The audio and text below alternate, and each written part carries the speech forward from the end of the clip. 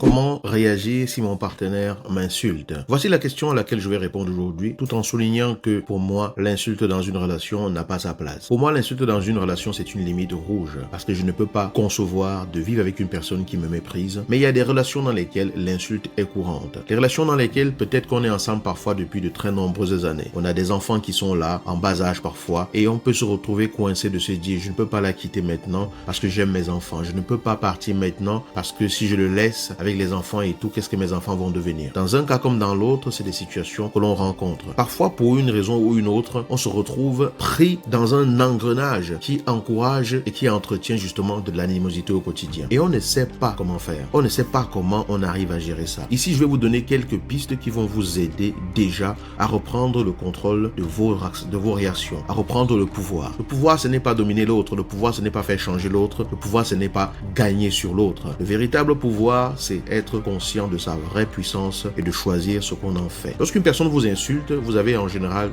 deux options. Soit vous allez réagir dans la même énergie que la personne et donc vous allez devenir deux personnes blessées qui s'affrontent et au final de cela, personne ne va gagner quoi que ce soit. Soit vous allez choisir de préserver votre paix et de garder le pouvoir sur les actions qui sont les vôtres. Et c'est ce que moi, je vous recommande. Et sachez que garder sa paix ne veut pas dire être faible. C'est juste garder le pouvoir que l'on a sur sa propre vie. Parce que la personne qui s'énerve, qui vous insulte et qui vous rabaisse, vous montre simplement à quel niveau elle-même elle est de sa maturité concernant le sujet. Vous montre à quel niveau elle-même elle est de son propre équilibre intérieur. Une personne qui est pleinement épanouie n'insulte pas. La preuve, dans votre relation, quand vous avez commencé et que tout était bien et que vous étiez tous les deux épanouis, personne n'insultait l'autre. Parce que la joie ne peut pas générer de l'insulte. La joie que j'ai à l'intérieur de moi ne peut pas générer une formulation d'injure envers ma personne. C'est pour ça quand on est très content, on a tendance à dire des choses agréables et mielleuses. Vous voyez? Donc, l'insulte, l'injure dit juste l'état d'esprit dans lequel l'autre est. Dit juste l'état de conscience dans lequel l'autre est. Parce qu'il y a des personnes qui,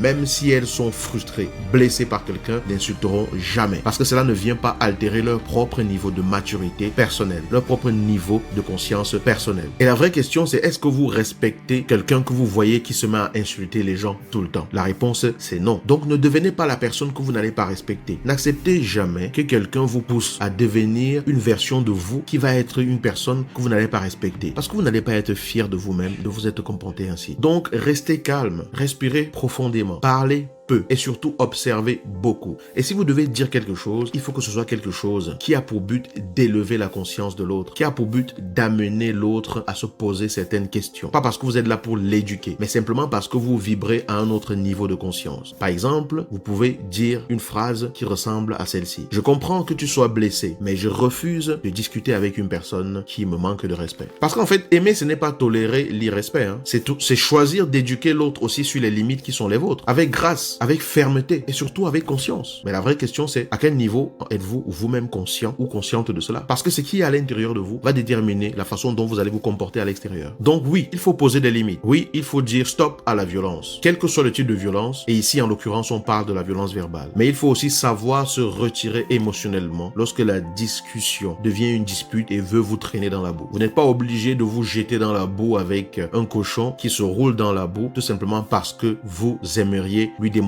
que c'est vous le maître. Parce que la personne qui garde son calme dans le chaos, c'est la personne qui a le pouvoir. L'autre est en train de subir ses émotions qu'il n'arrive pas à contrôler, qu'elle n'arrive pas à contrôler. Vous êtes dans le calme et vous maîtrisez ce qui se passe en vous et vous pouvez choisir d'agir d'une certaine façon bien précise. En fait, c'est vous qui avez le pouvoir à ce moment-là. Ne le perdez pas en vous jetant dans la même direction que l'autre. Vous seriez en train de rabaisser votre propre grandeur. Et si cela continue, si les insultes continuent, si cela ne s'arrête pas, souvenez-vous d'une chose très simple. On ne peut pas vivre avec une personne qui nous méprise tout le temps. Vous allez être ensemble dans la même pièce, mais vous n'allez pas vraiment vivre. Vous allez survivre parce que vous êtes étouffé dans la personne que vous êtes. Vous êtes étouffé dans l'expression de la personne que vous êtes. Vous êtes étouffé dans toute décision que vous prenez. Vous êtes étouffé au quotidien. Vous êtes peut-être toujours dans ce mariage, dans cette relation, parce qu'il y a des enjeux que vous estimez être des enjeux importants.